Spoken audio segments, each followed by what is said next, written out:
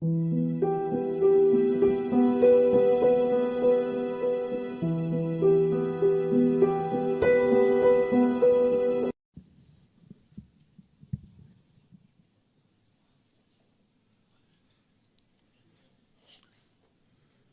سورہ فاتحہ 3 دفعہ سورہ توحید پڑھ کر تمام مومنین مومنات محرومین تمام علماء تمام شہداء اپنے تمام محرومین کو میرے تمام محرومین کو سب کو پڑھ کر بخش دے۔ بسم اللہ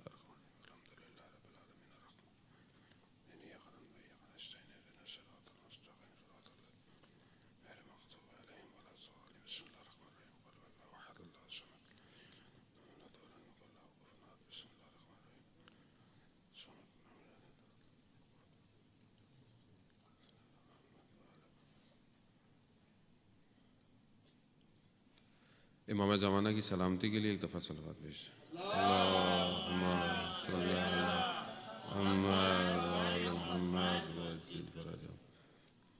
لا حول ولا قوة الا باللہ العلی العظیم۔ حسبنا اللہ ونعم الوکیل ونعم المولا ونعم النصیر۔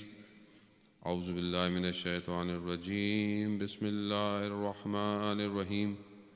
الحمد للہ الذی یؤمن الخائفین وینجی الصالحین ویجزاء المستکبرین ویغلق ملوقا ویستخلف آخرین، والصلاة والسلام علی رسول ثقلین محبوب رب المشرقین والمغربین جد الحسن والحسین نبینا سیدنا بالقاسم محمد۔ اللہم صلی علی محمد وآلہ الطیبین الطاہرین المعصومین، لا سیما بقیت اللہ فی الارضین، روی وارواحنا لتراب مقدم الفدا، ولعنت اللہ علی اعدائهم اجمعین۔ بسم اللہ الرحمن الرحیم۔ رب اشرح لی صدری ویسر لی امری واحلل عقدۃ من لسانی یفقہوا قولی، اما بعد فقد قال اللہ تعالی فی کتاب الحکیم والقرآن المجید، وما خلقت الجن والانس الا لیعبدون۔ صلوات بھیج دے محمد وعلی محمد۔ اللہم صلی علی محمد وعلی محمد۔ عزیزان محترم، ماہ رمضان کی 14ویں جو ہے وہ شب پہنچ گئی، تقریباً آدھا رمضان گزر گیا۔ سب سے پہلے خدا کی بارگاہ میں شکر گزار ہیں، پروردگار نے ان چند دنوں میں یہ توفیق عطا فرمائی کہ آپ کے درمیان میں موجود ہو کر جو ہے وہ ذکر اہل بیت علیہ الصلوۃ والسلام کیا جائے اور ان کی سیرت پر عمل کرنے کے لیے کوشش کی جائے۔ تو بہرحال ہم خود خداوند متعال کے بعد خود اہل بیت علیہ الصلوۃ والسلام کے کرم کے لطف کے شکر گزار ہیں، خود امام زمانہ جل اللہ تعالیٰ فرجہ شریف کی خدمت کہ انہوں نے بھی یقیناً واسطہ فیض الہی ہیں اور اسی وجہ سے ہم کوئی بھی نیکی جو ہے وہ انجام دے رہے ہیں۔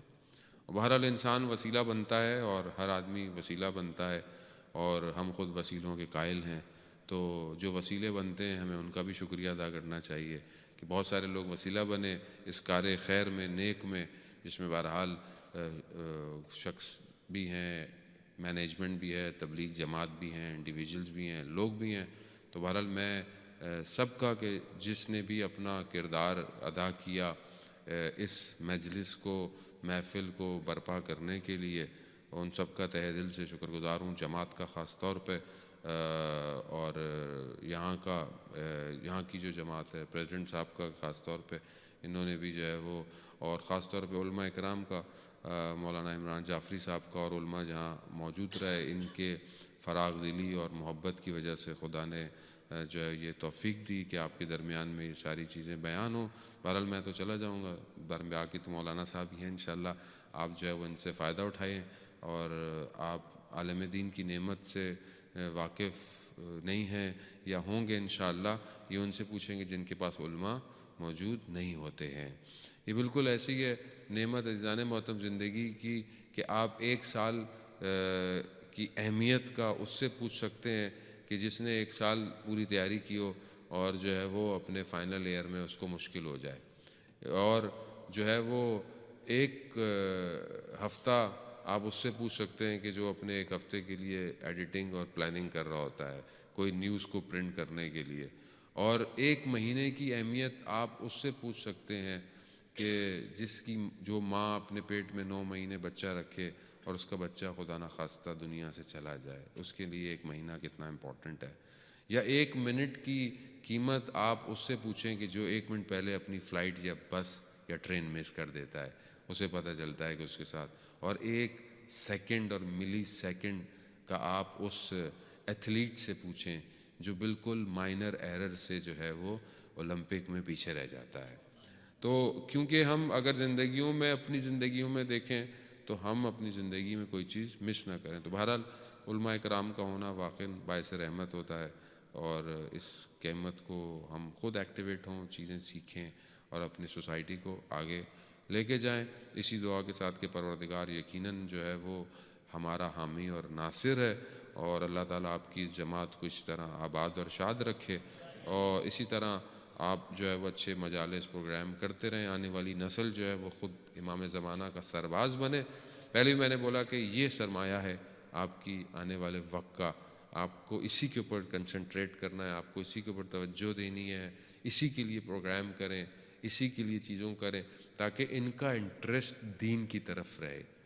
اگر یہ دین کی طرف نہیں رہیں گے تو یہ پھر آٹومیٹکلی دنیا کی طرف اٹریکٹ ہوں گے، اور دنیا بہت خوبصورت ہے، دنیا دن بدن اپنے جو جلوے دکھاتی ہے وہ انسان کو دکھانے کے لیے، اٹریکٹ کرنے کے لیے۔ تو ہم یہ دیکھیں کہ ہماری زندگی میں ہم جو ہے وہ کہاں پر ہیں۔ تو انشاءاللہ اسی دعا کے ساتھ کہ وقت بہرحال تھوڑا سا ہے آج، کل انشاءاللہ مولانا مفصل جو ہے وہ مولا امام حسن مجتبیٰ علیہ الصلوۃ والسلام کی زندگی کے بارے میں آپ کو جو ہے وہ بیان کریں گے۔ میں بہرحال عذرائے تبرک جو ہے وہ کچھ چیزیں جو ہے وہ آپ کی خدمت میں بیان کرنے کے لیے تھوڑی دیر کے لیے آؤں گا، کہ امام جو ہے وہ دوسرے امام ہیں، اور یقیناً جو ہے وہ ہر اہل بیت کی زندگی میں بہت ساری خصوصیات ہیں کہ جو انہوں نے اپنے ٹائم کے حساب سے اپنے لوگوں تک پہنچائی ہیں۔ جب امام کی ولادت ہوئی تو امام کو روایات بتاتی ہیں کہ امام کو جو ہے وہ جنت کے کپڑے کے اندر لپیٹ کر جو ہے وہ بی بی سیدہ نے رسول خدا کی خدمت میں پیش کیا۔ جب نام کی باری آئی کہ ان کا نام کیا رکھنا ہے تو مولا کائنات کو کہا گیا، تو مولا نے کہا کہ میں جو ہے وہ رسول خدا سے پہلے نہیں رکھ سکتا۔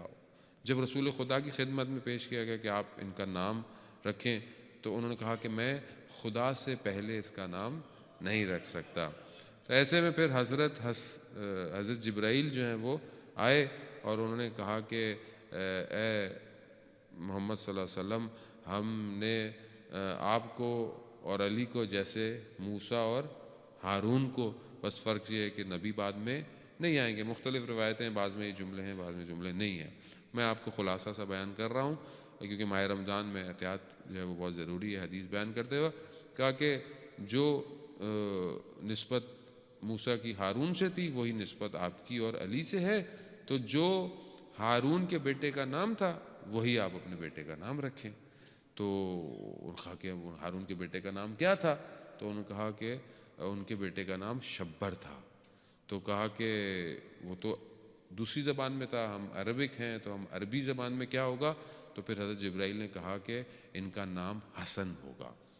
تو اللہم صلی اللہ محمد وآل محمد وجد۔ عزیزان محترم، وہ نام جو ہے وہ ظاہر خدا کی طرف سے ہے، اور خداوند متعال نے امام حسن کا جو ہے وہ نام بھیجا۔ حدیث بیان ہوتی ہے کہ امام حسن بچپن میں جیسے ماشاءاللہ یہاں بچے پڑھتے ہیں، کتنی خوبصورت آواز میں سارے بچے پڑھتے ہیں، اور موٹیویشن بھی انہی کو ہونا چاہیے، یہ بھی پڑھیں۔ اور امام حسن جب مسجد سے واپس آتے تھے تو جو حدیثیں، جو آیتیں رسول خدا کے اوپر نازل ہوتی تھیں امام حسن حفظ کر کے آ جاتے تھے۔ جب گھر آتے تھے تو اپنی والدہ کو ساری سناتے تھے۔ جب مولا کائنات گھر آتے تھے تو جب دیکھتے تھے کہ حضرت سیدہ کو آیات پہلے سے علم ہے تو کہتے ہیں آپ کو کیسے پتہ چلا؟ کہا جو حسن جو ہے وہ مجھے آ کر جو ہے وہ سنا دیتا ہے۔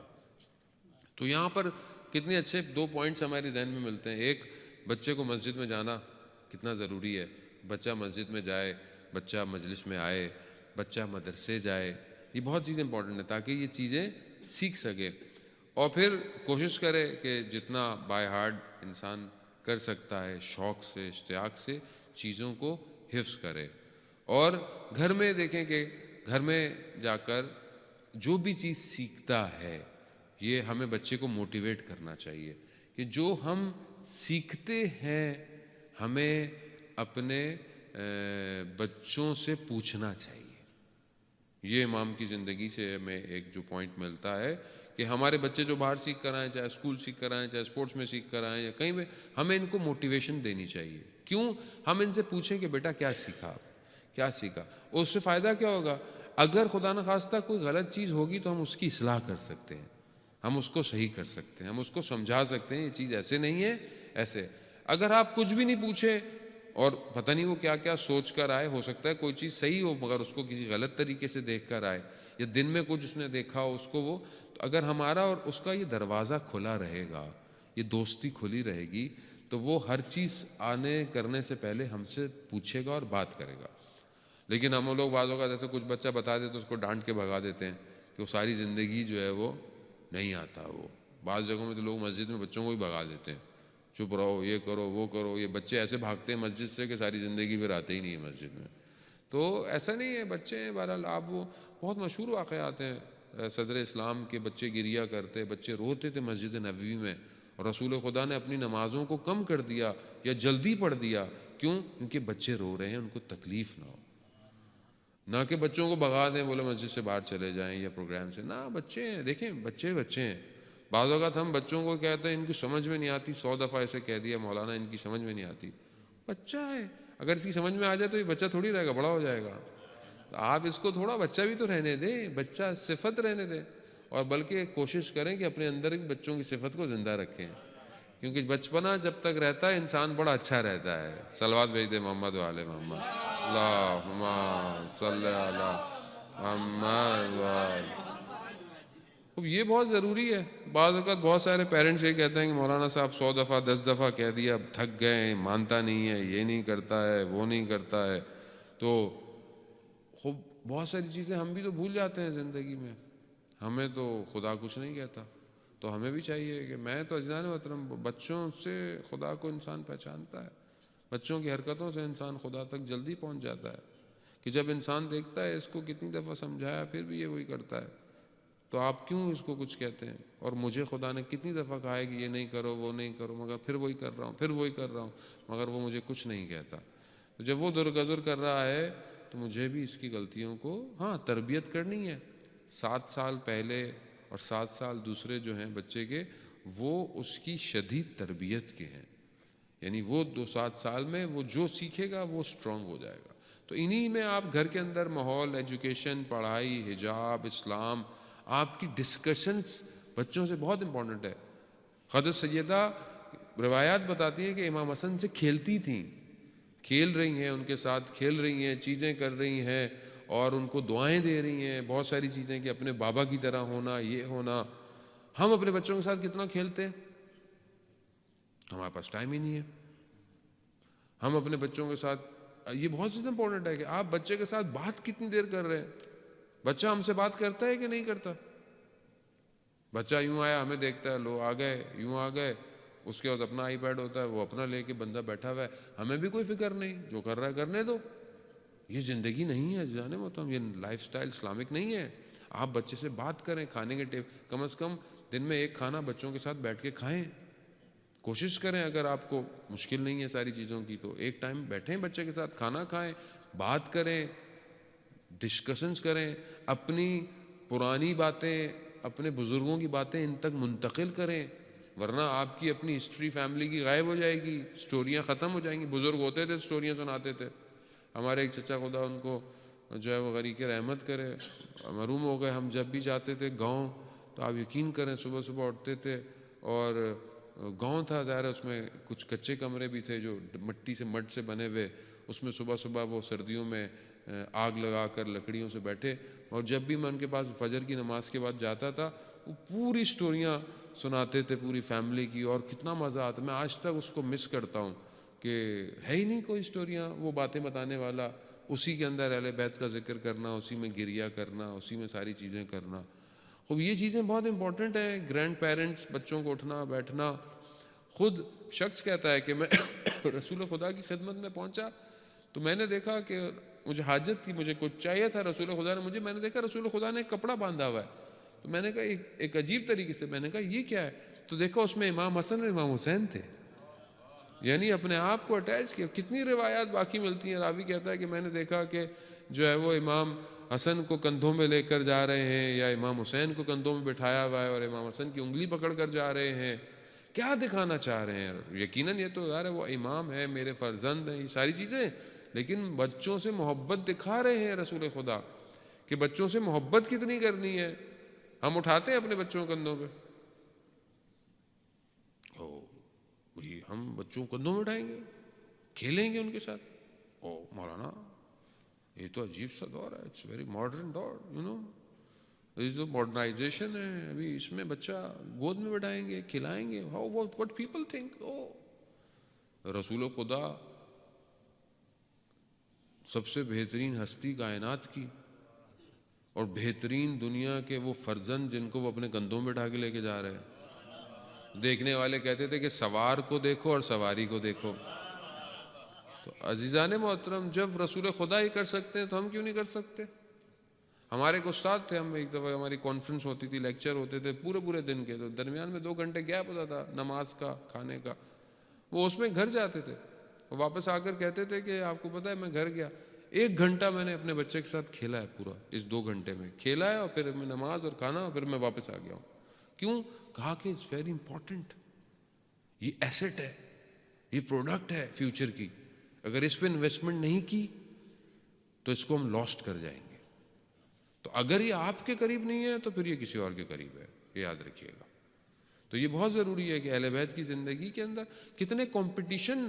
روایات کہتی ہیں کہ امام حسن امام حسین کے درمیان میں کو باقاعدہ کمپٹیشن بھی ہوتا تھا کہ کون یہ نیک کام کرے گا، کس کو کیا ملے گا، کس کو ساری چیزیں ملیں گی. یہ بہترین گھر ہے دنیا کا جو ہمیں موٹیویٹ کر رہا ہے. اور امام حسن کی زندگی کتنی امپورٹنٹ ہے کہ رسول خدا فرماتے ہیں کہ اگر تم دیکھنا چاہتے ہو عقل کو انٹلیکٹ کو ایک مرد کی شکل میں تو امام حسن کو دیکھو. یعنی یہ خوبصورتی ہے. اور خود رسول خدا نے کہا کہ جو کیا دیا، بی بی جب لے کر آئیں کہ ان کو کچھ دیں، ان کو وصیت کریں، کچھ چیزیں دیں، تو کہا امام حسن کو جو میری ابہت ہے، جو میری عزت ہے، جو میری ساری چیزیں ہیں، وہ میں نے امام حسن کو دی ہیں. وہی تھا کہ امام حسن سے زیادہ زمانے میں کوئی شریف النفس انسان، زہد انسان نہیں تھا. عزیزان محترم، جب وضو کرتے تھے تو بدن لرز رہا ہوتا تھا، چہرہ زرد ہو جاتا تھا. پوچھا کہ مولا کیا کر رہے ہیں؟ کہا مفہوم یہی ہے حدیث کا کہ عرش پر انسان جانے کی خواہش مند ہے. یعنی کس سے ملاقات ہے؟ کہنے کا مقصد یہی کہ کس سے ملاقات کے لیے جا رہا ہے انسان، کس کے سامنے کھڑا ہونے جا رہا ہے انسان، کس کی عبادت کرنے جا رہا ہے، اس کے سامنے ایسے ہی ہوگا. امام مشہور تھے، امام نے غالباً 25 حج پیدل کیے ہیں. کہتے ہیں 25 حج پیدل کیے، حج اور یا عمرہ مکس، پیدل جاتے تھے. پوچھتے تھے آپ مولا کیوں نہیں جا رہے ہیں؟ کہا مجھے گوارا نہیں ہوتا کہ خدا کی بارگاہ میں سوار ہو کے جاؤں. وہ امام تھے ظاہر ہے، اور ہمارے لیے اس طرح شاید پاسبل نہیں ہے، لیکن امام بتا رہا ہوں کتنے معجزات ہیں امام کی زندگی کے اور امام کے واقعات ہیں. عزیزان محترم، ہر امام کی زندگی میں خصوصیات ہیں.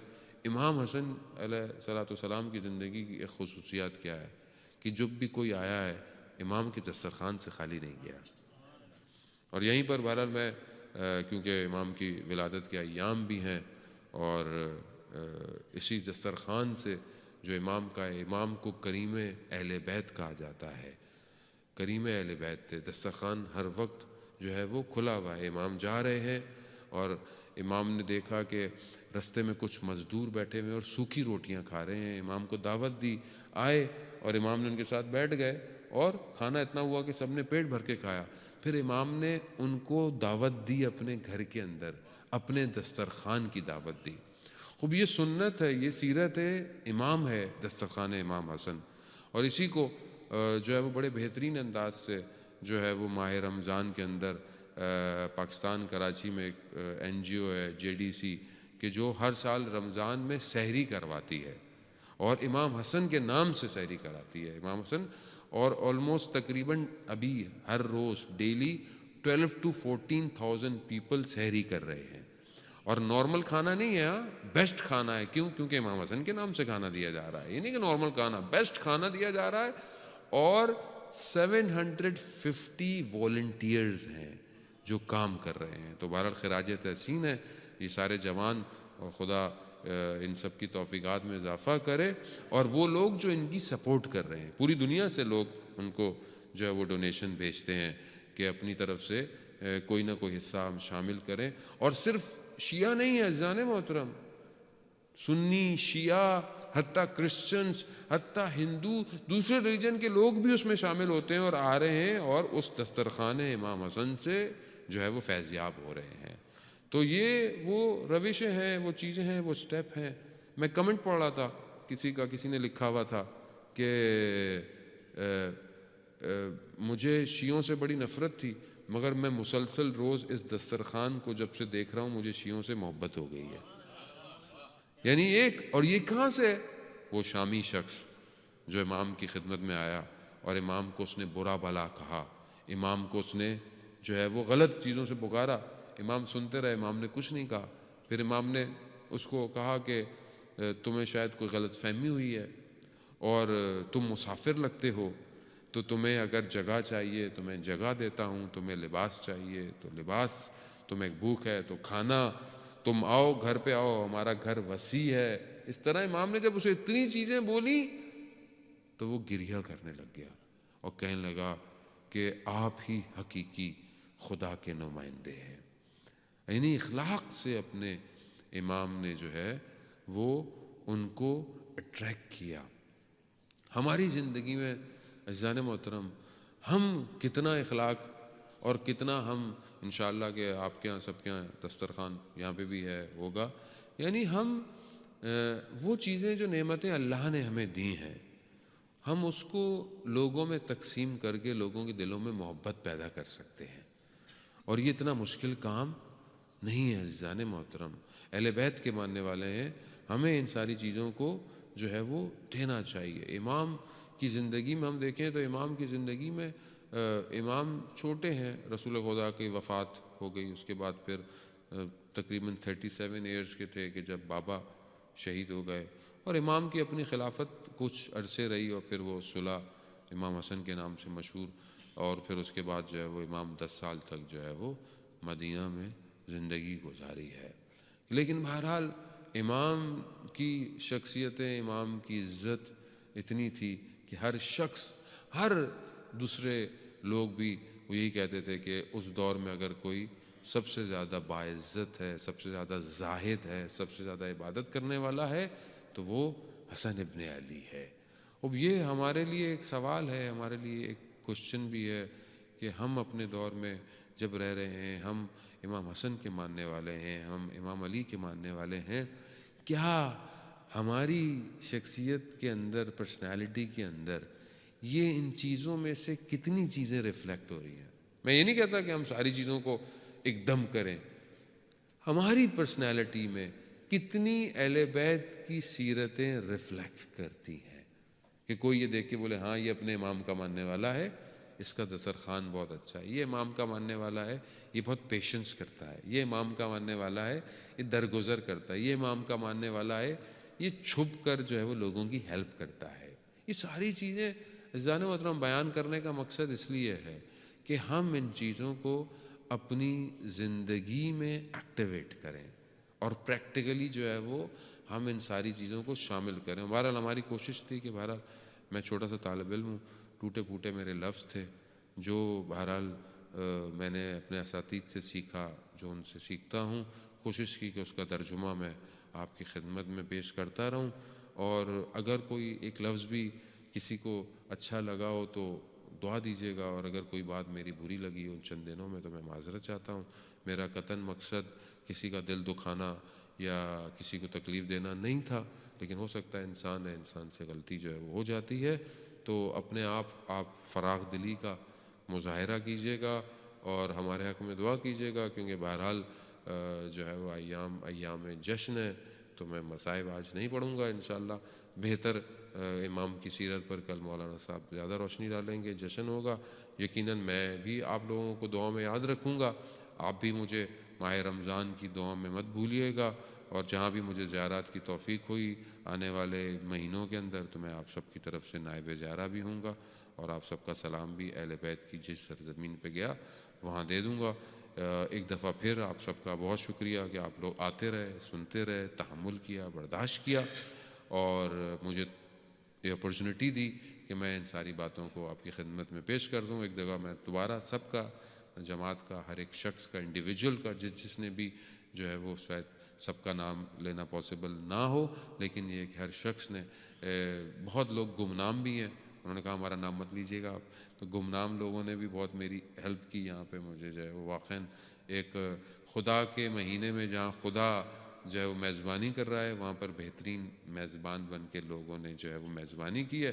اس کا اجر جو ہے وہ خدا ہی دے گا یقیناً. جو ہے وہ بہرحال یہ کہ علی عباس کا شکریہ بنتا ہے، 12 گھنٹے کی فلائٹ لے کر آیا اور جو ہے وہ یہ ساری چیزیں زحمت کی ہیں. بہرحال خدا اس کو بھی توفیقات میں اضافہ کرے، اور اسی طرح جوانوں کو اپنی ذمہ داری سمجھنے کی توفیق عطا فرمائے.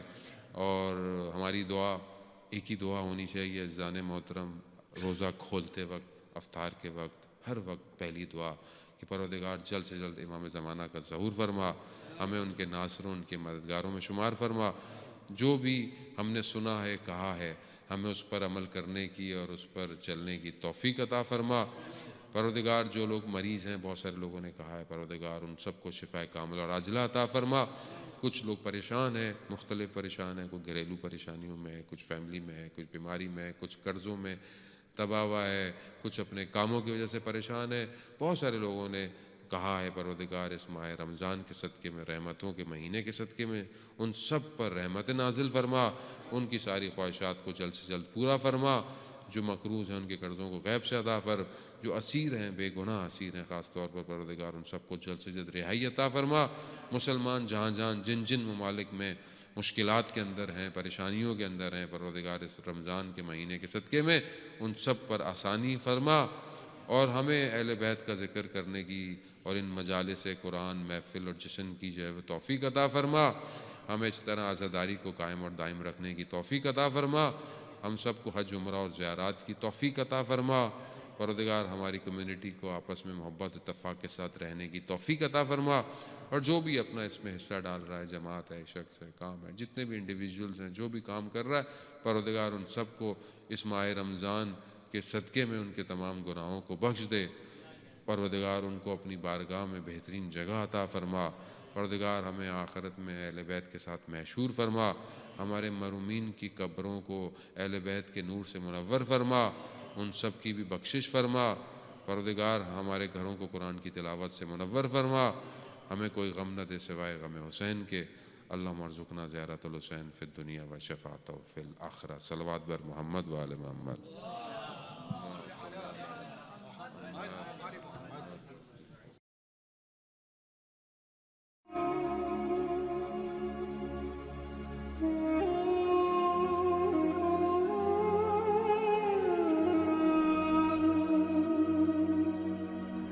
أشهد أن